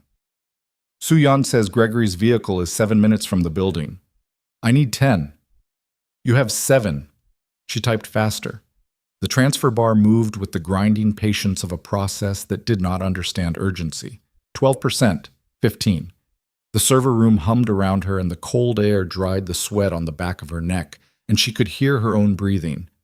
Not panicked, just present, just the sound of a body working at its ceiling. "Talk to me," Min Jae said from behind her. Not a request. A way of marking time, of keeping her tethered to the seconds. "The secondary backup layer holds the original time-stamped manifests," she said, watching the bar. "Before the forged signatures were inserted. The metadata on the originals will show file modification dates that post-date my authorization credentials, meaning the signatures were added after the fact, after I left the Nairobi office for the last time. Forensic accounting can establish that in 48 hours. Transfer at 28%. Combined with your legal team's documentation of the Mauritius account, it builds a case that has 2 separate evidentiary streams. My father's lawyers can challenge one. They can't challenge both simultaneously, not in 3 different jurisdictions." 31%, Min Jae said, reading the screen over her shoulder. "I know." 6 minutes to Gregory. The transfer bar moved. 31, 35, 40. Then the lights in the server room went out. Not all of them. The emergency strips at floor level kicked on immediately, bathing the racks in a dim red that turned the room into something infernal. The terminal screen stayed lit, running on UPS backup. But the ventilation cut out and the room went suddenly, pressingly silent. And in that silence she heard something she hadn't heard before. Footsteps. multiple sets. On the stairwell outside. Not the elevator. The stairs. That's not 7 minutes, she said. No, Min-jae said. He was already moving to the door. He already had people in the building. He has people everywhere. Min-jae opened the server room door a fraction and looked into the corridor. She heard him say something in Korean, low and sharp, into the comms. 2 of mine are on the stairwell, but we're going to have contact in about 90 seconds. Transfer is at 46%. How long? She did the math on the file size and the transfer rate. 4 minutes. We don't have 4 minutes. I know. She did not move her hands from the keyboard. I need 3.5. Amara, 3.5 minutes, Min. Tell your people to give me 3.5 minutes. He looked at her across the server room, the red emergency lighting making everything sharp and shadowed, the terminal screen casting white light on her face, the drive in the server running its quiet mechanical work, the sound of footsteps getting closer on the stairs. He looked at her the way you look at a person when you understand fully what they're asking and what it will cost, and you've already decided the answer. 3.5 minutes, he said. Then he stepped into the corridor and closed the server room door, and she heard the sound of men meeting each other with serious intent. The transfer bar moved. 50%. 54. The sounds outside the door were not clean. They were the sounds of a narrow corridor being contested by people with competing objectives and no more room for the kind of restraint you maintain when there's room to maintain it. She heard impact. She heard voices. Korean, clipped, professional, and underneath that the sound of bodies against walls, against floors, the percussion of a space being fought over meter by meter. She kept her eyes on the transfer bar. 61%. The server room door shuddered. Something hit it from outside. Not hard enough to breach, but enough to make the frame flex. She planted her feet and kept typing, kept managing the transfer, kept her breathing even. 67, 70. The door opened, not the way she'd feared, not thrown open, not breached. It opened with the deliberate, unhurried movement of a man who has decided that the time for intermediaries is over. Gregory Bennett stepped into the server room. He was alone. No guards, no Seong-pil, no driver. He was wearing the suit he'd put on for the handoff at 7. Charcoal, immaculate, his cuffs linked. And he was holding nothing in his hands, which somehow made him more rather than less frightening. He looked around the server room, at the emergency lighting, at the status lights of the racks, at the terminal where the transfer bar was sitting at 73%. Then he looked at his daughter. She looked at him. I want you to understand something, he said. His voice was perfectly even. The voice of a board meeting. The voice of a man who had spent 40 years constructing an identity so thoroughly that it had replaced whatever had been there before. Whatever you think is on that drive, whatever you think you're doing, the lawyers I have on retainer have been preparing for this contingency for 18 months. The moment you plug that drive into anything connected to an outside network, I have a filing ready that puts your name on every manifest in this archive. The manifests are forged, she said. Prove it. The metadata has been adjusted, he said simply. You built the system. My people learned the system. The metadata was corrected 6 weeks ago. He tilted his head slightly. There is no forensic path that leads from those documents to a forgery. What there is a decade of your authorization codes on documents that moved restricted goods through ports you built. That is what a prosecutor will see. The transfer bar sat at 77%. She stared at him. So here's what I'm offering, Gregory continued, moving 2 steps closer. Not threatening. Closing the distance with the confidence of a man who believes negotiation is just commerce by another name. You pull that drive. You walk out of this building. I will provide you with a settlement package. Offshore accounts, new documentation, a clean exit from the Bennett Group's legal exposure. You disappear. This ends. No one goes to prison, including you. 79%. You sold me, she said. I made a business decision. You sold me to settle a debt you manufactured. I protected this family's assets. I am your family. He looked at her, and something crossed his face in that moment. Not guilt, not love, not even the cold recognition of a man who sees a business problem. It was something smaller and more terrible than any of those things.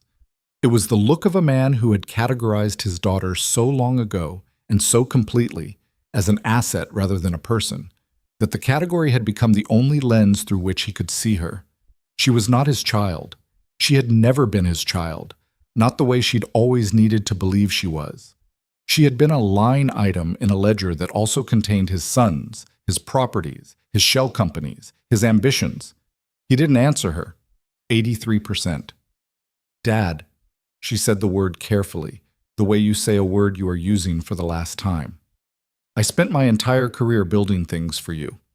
I rebuilt the East Africa division from 40 million in losses to 200 million in revenue. I did it in 14 months. I did it while you were using my roots to move arms. While your people were inserting my name into documents I never signed. While you were manufacturing a debt to hand me to a crime syndicate. Her voice was not shaking. She had passed the point where her voice could shake. And you're standing here offering me offshore accounts and a clean exit like I'm an employee you're letting go. 87. Last offer, Gregory said. I won't make another one. I know, she said. 90%. He moved toward the terminal. She stepped between him and it. He stopped. He looked at her, really looked at her, maybe for the first time in years, maybe for the first time ever. What he saw was a woman with a broken thumb and borrowed clothes and 23 hours of no sleep, and the stillness of someone who had already decided that the cost of this moment was acceptable and had been acceptable since she'd woken up in that white room in Seocho. Move, he said. No. He reached for her arm. The door opened. Min-jae came back into the server room. There was blood on his shirt, not a large amount, but present. And his expression had the flat, functional quality of a man who had been in the corridor doing necessary things and was now back. He looked at Gregory. Gregory looked at him. The transfer bar read 94%. Mr. Bennett, Min-jae said. He wasn't breathing hard. That was the most frightening thing about him. He was never breathing hard. Step away from the terminal. Gregory turned to face him fully. You have no standing here. Whatever she's told you, whatever she's offered, she hasn't offered me anything, Min-jae said. I'm here because $46 million of fraudulent transfers ran through my former infrastructure using credentials that were supposed to be decommissioned, which makes this matter relevant to my organization's legal exposure. He paused. And because I choose to be here. Those are two separate reasons. The second one is more important. 97%. Gregory looked between them. The calculation on his face was visible, running variables, running contingencies, finding closed doors where he expected to find exits. For the first time since he'd walked into the server room, something shifted in his posture. Not collapse.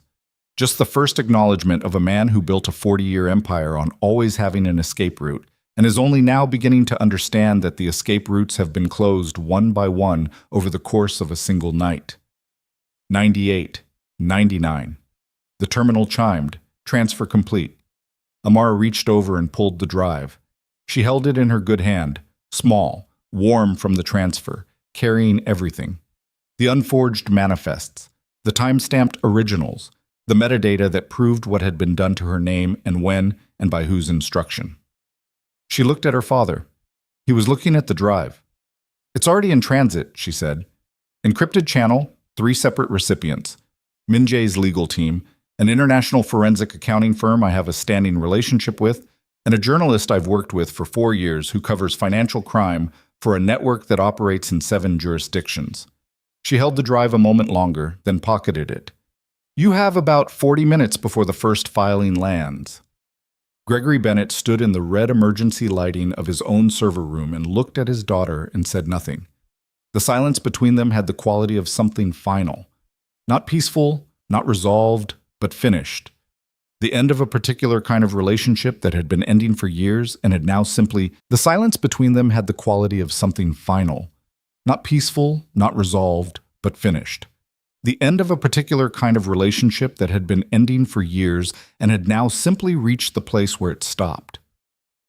Gregory Bennett moved first. Not toward the terminal, not toward Amara. He moved toward the door, and there was something in that movement that was worse than a lunge, worse than a shout. It was the movement of a man who had already reorganized himself around a new calculation, who had filed the current situation under manageable and was walking toward his next play before anyone in the room understood he'd made the transition. Min-jae was at the door. Gregory stopped. The two men looked at each other in the red emergency lighting. Gregory was 61 years old and had spent 40 of those years building, acquiring, and protecting. Min-jae was 34 and had spent 12 years in the specific business of understanding exactly what men like Gregory Bennett were afraid of and then making that fear precise. "My vehicles are outside," Gregory said. "They were," Min-jae said. A pause. Gregory recalibrated. "You have no legal authority." "I have a filing from 3 separate law firms in 2 hours that establishes your organization's fraudulent use of my former infrastructure, which gives me standing as an aggrieved party in an international commercial fraud proceeding. That filing authorizes a broad discovery request." Min-jae's voice was patient, almost gentle, the gentleness of someone who has already won and sees no need to perform. "Your vehicles are being documented outside this building right now. Your movements tonight are being documented. Every call you've made in the past 6 hours has been logged by people who are very good at logging things." He paused. "You can walk out of this room. I'm not stopping you, but every step you take from this moment is documented, and every person you call for help between here and wherever you think you're going will become part of a discovery request by end of business tomorrow." Gregory looked at him. The calculation ran. The exits ran. One by one they closed, and Amara watched it happen on her father's face. Watched him understand that the night had already been decided, that the filing was already in transit, that the drive in her pocket contained everything, and that the only thing left to determine was the manner in which the next phase of his life began. He turned and looked at her. She held his gaze and did not look away and did not say anything because there was nothing left to say. She had said everything in this room already. The drive said the rest. Gregory Bennett straightened his jacket. He adjusted his left cuff link, then his right. It was automatic, the armor going back on, even when there was nothing left to armor against. Then he walked to the door, and Min-jae stepped aside, and Gregory Bennett walked out of his own server room and into a corridor where 2 of Min-jae's operatives fell into position behind him, not arresting him, not restraining him, simply accompanying him at a distance that communicated unmistakably what distance meant tonight. The server room was quiet. Amara stood alone in the red light for a moment. The terminal behind her was blank. The wipe had continued during everything, eventually completing, erasing the compromised data in the primary layer. But the drive in her pocket had what she needed from the secondary. She'd built the redundancy. The redundancy had held. She put her hand against the nearest rack. The metal was cold. The status lights blinked in their patient, indifferent rhythm. She had not cried once in the past 23 hours. She didn't cry now.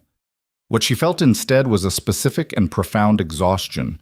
Not just the physical kind, though that was present in every joint and behind both eyes, but the exhaustion of someone who has been carrying the architecture of a particular belief about the world, about family, about what they were owed and what they owed back, and has now set it down and found that without the weight, they don't quite know how to stand. She took her hand off the rack. She walked out of the server room. Marcus was in the corridor, sitting on the floor with his back against the wall, because all the chairs had been moved or knocked over during the preceding 20 minutes, and there was nowhere else to sit. He looked up when she came out.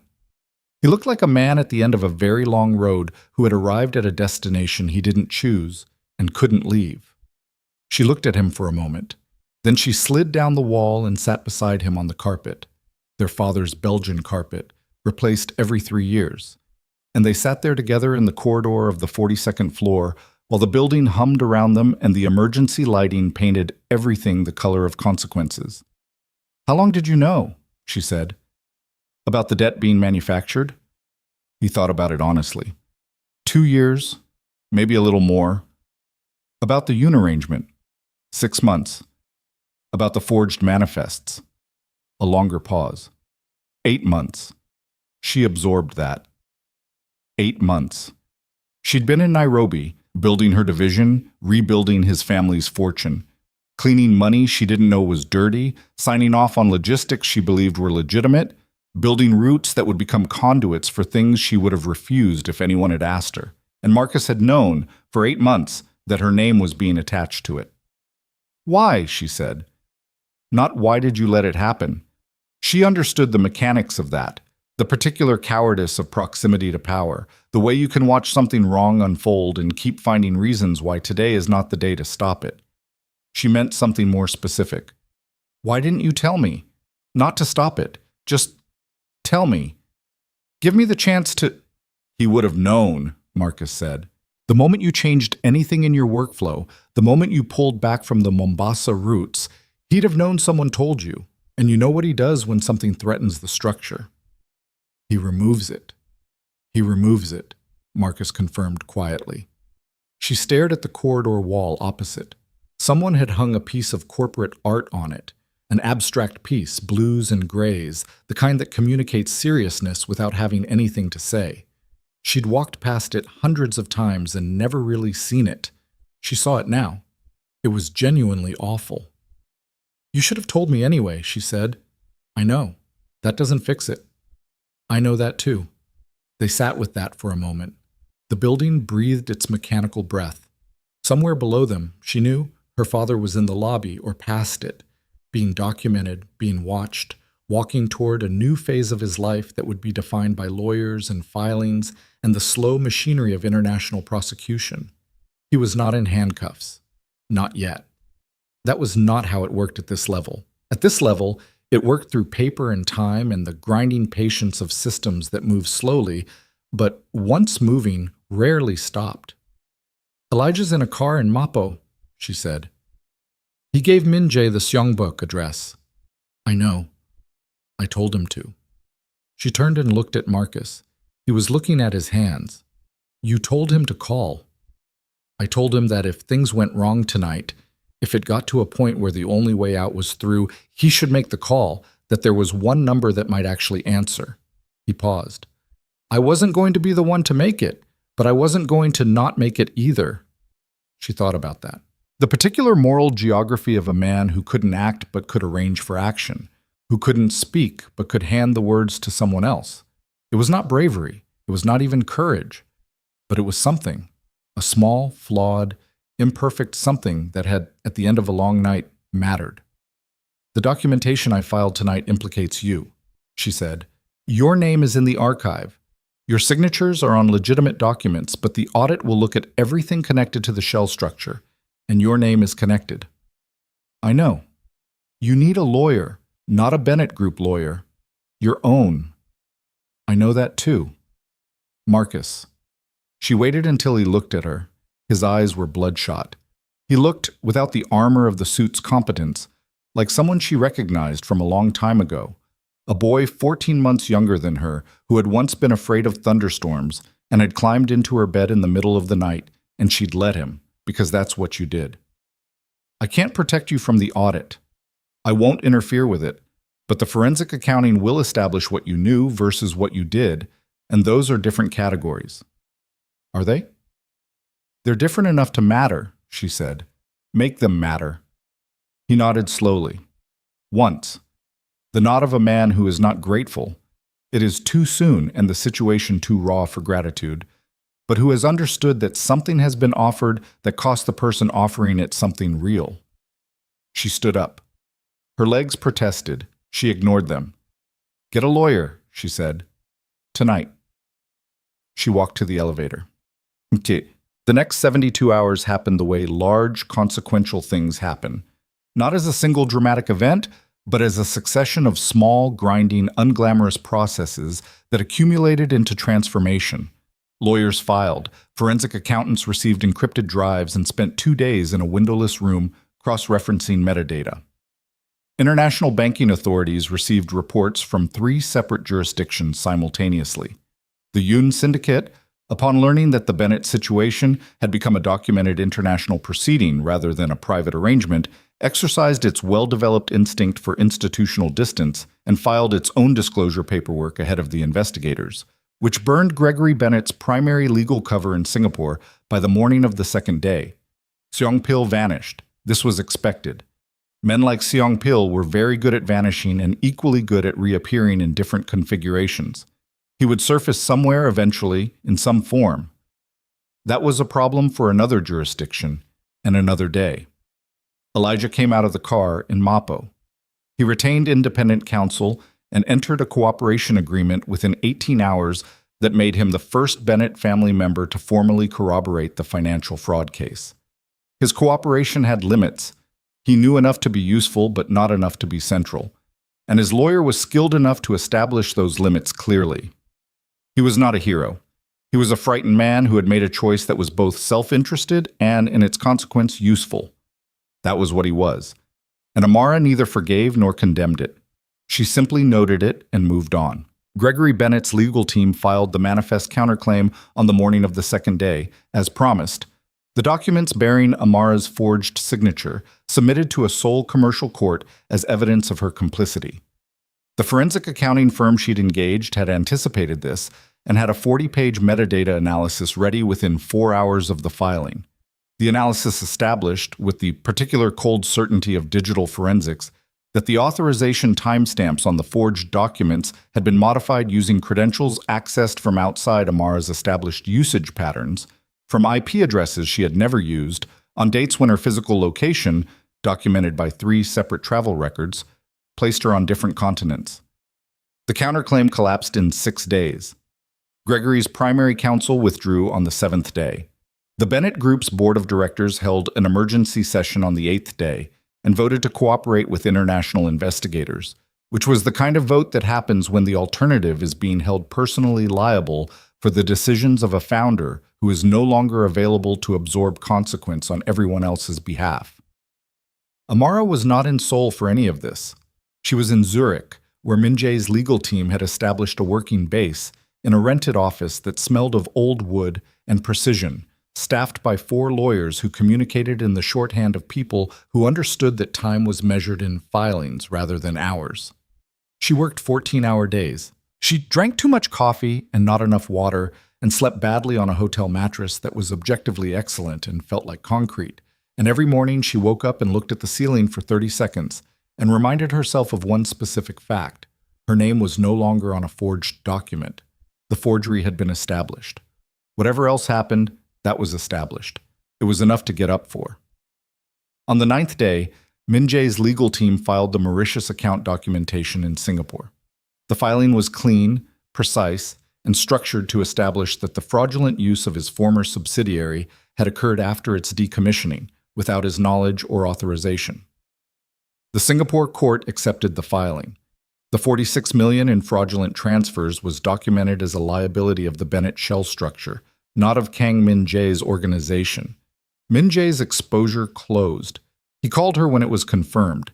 It was 7 in the evening in Zurich, 3 in the morning in Seoul, and she was sitting at the window of her hotel room looking at a city that was orderly and well lit and entirely indifferent to her, which she found at that particular moment deeply restful.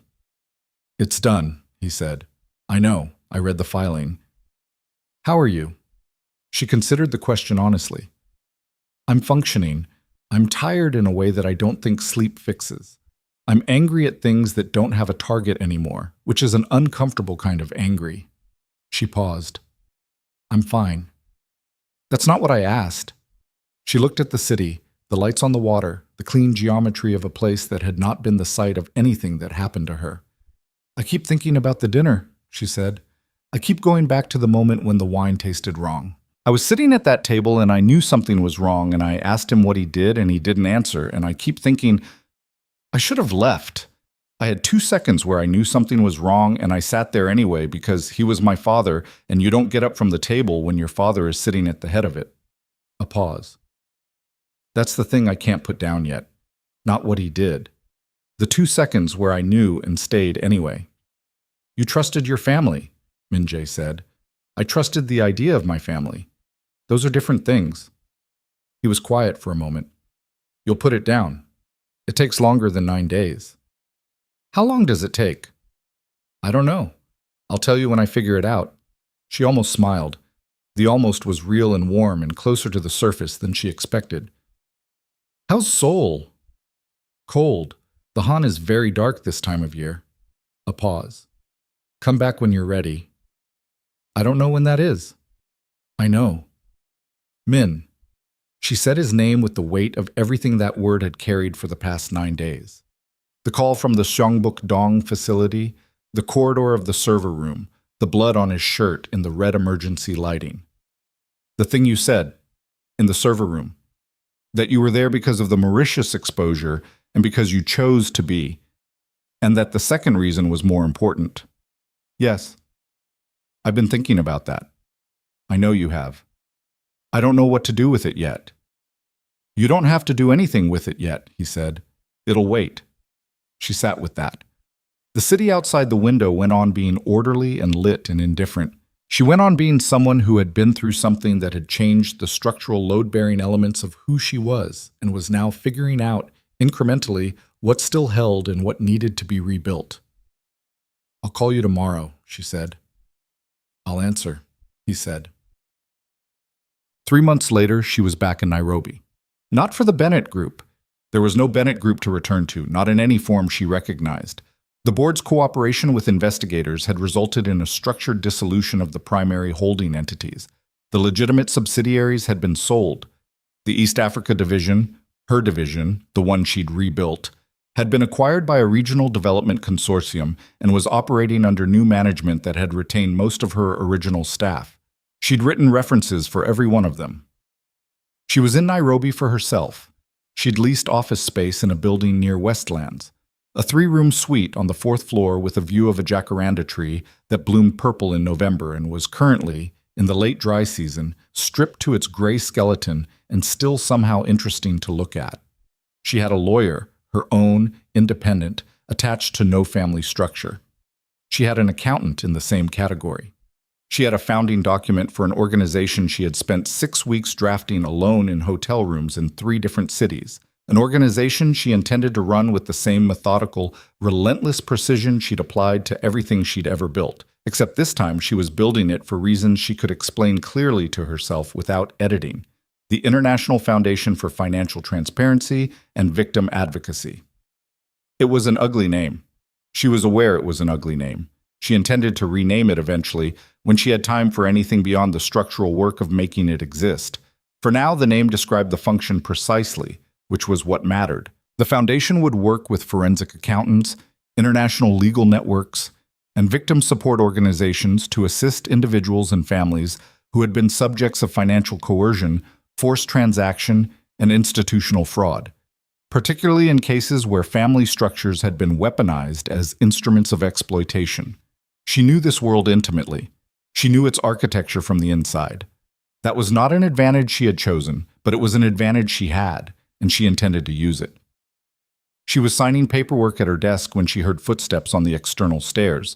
The old building had external staircases, a design she'd initially found impractical and had come, over 6 weeks of working in the space, to appreciate for the way they let her hear who was coming before they arrived. She knew these footsteps. She had known them since a corridor in Hanam-dong, since a server room in Junggu, since the particular rhythm of a man who moved through spaces without announcing himself and somehow made his presence felt anyway. Min-jae appeared in the doorway of the office. He was not dressed for anything particular. Dark trousers, a shirt with the sleeves rolled up, looking like a man who had come directly from an airplane and not stopped to perform anything. He looked at the office, at the filing boxes stacked against the wall, the whiteboards covered in organizational diagrams, the founding documents spread across the desk, the jacaranda tree visible through the window in its stripped gray November state. He looked at her. "You didn't tell me you were coming," she said. "You didn't ask." He came in and looked at the nearest whiteboard, the organizational structure she'd drafted, the tiered support model, the legal network she'd been building. He read it the way he read everything. From a distance first, then closer, letting the shape land before engaging with the specifics. "This is real," he said. Not surprised, confirming. "It's real." He turned around. "How long before it's operational?" 60 days to first intake, 90 to full operational capacity. She put down the pen she'd been holding. "I have 3 cases already identified. Families in Kenya, South Africa, and the Philippines. I've been doing preliminary documentation work for 6 weeks. You need funding. I have recovered assets from the Bennett Group dissolution. A portion was allocated to me through the international fraud settlement, the portion that represents the legitimate revenue I generated that was laundered without my knowledge. My lawyers argued successfully that I have a claim on the clean portion of that money. She paused. It's enough to operate for 3 years without external funding. After that, I'll build a donor structure. He nodded slowly. He was still looking at her, and there was something in how he was looking at her that had the quality of a thing being confirmed rather than discovered. The look of someone who had held a belief about a person for a long time and is now watching the evidence continue to accumulate. "How's Seoul?" she asked. "Managing." He came and sat in the chair on the other side of her desk, uninvited, entirely comfortable about it, which was so characteristic of him that it almost made her laugh. Suyan runs most of the operations now. I've been reducing my direct involvement in the parts of the organization that don't survive full daylight. Since when? Since a server room in Junggu at 5 in the morning when I had to be honest about some things. He said it without drama, just the plain statement of a man who had made a decision and was describing its consequences. The parts that survive daylight are the logistics holdings, the Mombasa subsidiary. Your old division's acquirer actually reached out about a partnership, incidentally, 3 technology investments, and a legal practice in Singapore that is legitimate and profitable and boring in ways I find increasingly acceptable. She looked at him. You're restructuring. I've been restructuring. Because of the Mauritius exposure. Partly, he held her gaze, and partly because I found something worth protecting more than the parts that don't survive daylight. The office was quiet. The jacaranda tree moved faintly in the dry season wind outside the window. Somewhere below, the street produced its ordinary Nairobi sounds. Engines, voices, the particular urban texture of a city that had always known exactly what it was and didn't require explanation. She thought about the drive on the server room terminal, the transfer bar, the way time had moved differently during those minutes, compressed and elastic simultaneously. Every second waited. She thought about Min Jae stepping back into the server room with blood on his shirt, saying 3.5 minutes like it was a logistical note, like 3.5 minutes of standing in a corridor between her and people who intended her harm was a minor scheduling item. She thought about Nairobi at 5 in the morning, the Han at 3 in the morning, the Zurich city lights, all the distances between places where things had happened. She thought about her father. She did this every day, with the deliberate regularity of a practice, the way a wound needs to be examined to determine that it is healing. Gregory Bennett was in a holding situation in Seoul, cooperative with investigators in the particular way of a man whose cooperation had been purchased by the promise of a distinction between what he knew and what he ordered. His lawyers were still working. They would work for years. He was 61 years old and in good health and would likely live long enough to see most of the consequences arrive, which was the kind of outcome that was not justice, exactly, but was its own form of accounting. She did not hate him. She had expected to hate him and had found, in the weeks after the server room, that what she felt was not heat, but absence. The space where a particular kind of faith had been, now just space. She was learning to live in that space without filling it with either grief or rage. It was slower work than everything else she'd done. It was also, she suspected, the most important. The foundation, Min Jae said, looking at the whiteboard again. The first 3 cases. Do you need access to forensic networks in East Africa? I have some connections. I have better ones. He said it simply. Not through anything that doesn't survive daylight. I have legitimate holdings in this region that have professional relationships with financial investigation firms. I can make introductions. He paused. If you want them. She considered. That would be useful.